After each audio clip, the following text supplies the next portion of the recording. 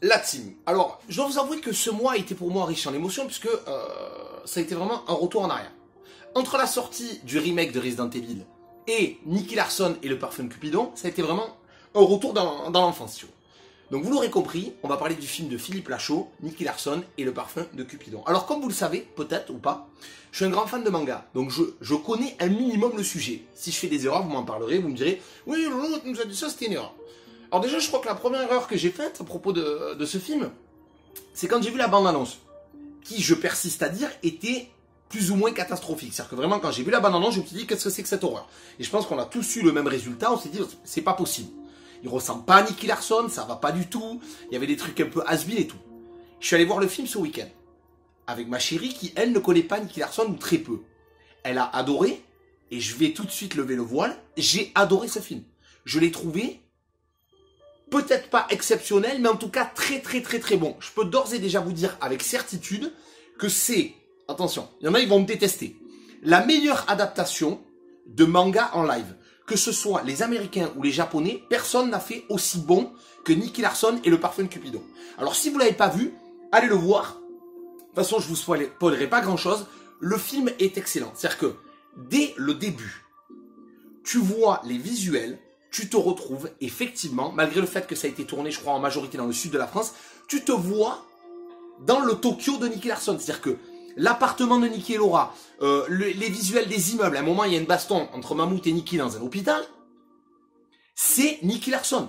Alors oui, effectivement, il n'y a pas beaucoup ce côté film noir, il n'y a pas beaucoup d'obscurité, etc. Mais ça reste excellent. Il y a une scène au début. Bon, si tu le sais pas, je te spoil pas. Il y a un personnage important qui meurt. Si tu regardes Nicky Larson, si tu lis Nicky Larson, tu sais. Qui a un rapport avec Laura, je te jure, c'est un sosie, c'est le sosie du personnage du manga. C'est absolument extraordinaire, c'est super bien fait.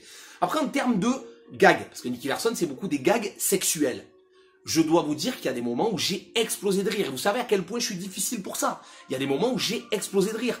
Que ce soit des gags sur la tub, sur les meufs, sur les nichons, sur ce que tu veux, c'est drôle. Et en plus, c'est tout ce que tu trouves dans Nicky Larson. Celui qui dit, ouais, c'est lourdeau, mais Nicky Larson aussi, c'est lourdeau. Tu vois le truc?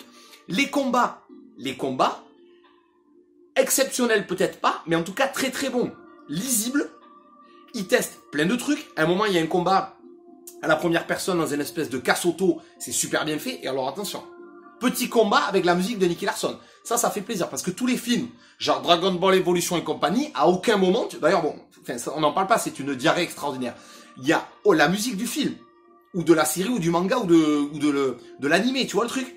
Donc là, tu l'as et c'est absolument exceptionnel. Les gags fonctionnent, les scènes d'action fonctionnent, et enfin le plus important pour moi, ce qui est le cœur de Nicky Larson, ce qui est vraiment le plus important, c'est la relation entre Nicky et Laura. Elle fonctionne.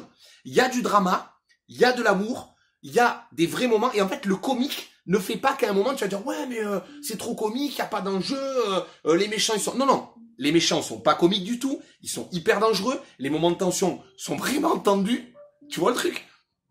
Il n'y a aucun moment, l'humour ne dénote avec ça. Donc je pense que c'est vraiment réussi. Et je tenais à vous dire que là, pendant... je sais pas combien dure le film, 1h30, 2 heures, j'étais devant mon bol de choc à pic, devant le Club Dorothée. C'est-à-dire qu'on dirait vraiment un épisode de Nicky Larson. Vraiment. Et ce qui est bien, c'est pour ça que je vous parlais de ma chérie au début du film, au début de la vidéo, c'est qu'en fait, même si tu ne connais pas Nicky Larson, tu peux aller voir ce film. Parce qu'en fait, on t'explique quoi? Que Nicky est un mercenaire, qui sait se battre, qui sait tirer. Pourquoi, comment, on ne sait pas, mais ça n'a pas réellement d'importance. En fait, pas besoin d'avoir un background qui va durer 2 heures et qui va ralentir le film. Et ça fonctionne. On apprend qui est Mammouth, on apprend qui sont les méchants, les personnages, etc. L'Union Théop, et il y a des tonnes de références au Club Dorothée. Bon, je vous laisserai découvrir. Mais en tout cas, ce film est excellent. Et je tenais à dire vraiment à Philippe Lachaud, respect à lui. Pourquoi? Parce que je suis tout le temps en train de critiquer, de dire ouais, machin. Pourquoi? Parce que quand c'est fait sans passion, je supporte pas. Quand c'est fait pour l'oseille, je supporte pas. Quand tu achètes une franchise pour faire un truc pour de l'oseille, je supporte pas. Mais là, ça a été fait avec passion. Tu vois que le mec, il kiffe à mort, quoi.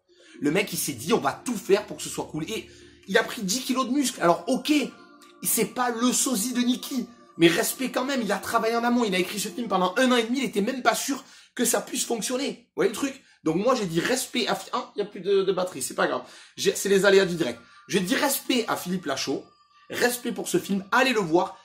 Alors, il y a des petits défauts, il y a des petites longueurs. Les personnages secondaires sont un petit peu, des fois lourdeaux, des fois ça flotte un petit peu, mais ça reste drôle.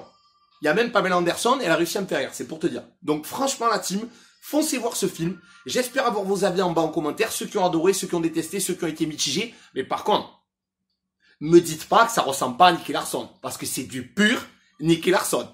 Voilà la team, donc n'oubliez pas de venir me voir, je vous mets mes dates en dessous en spectacle. Donnez-moi votre avis sur le film, je vous kiffe et à bientôt. Et franchement, allez voir ce film. Allez, salut.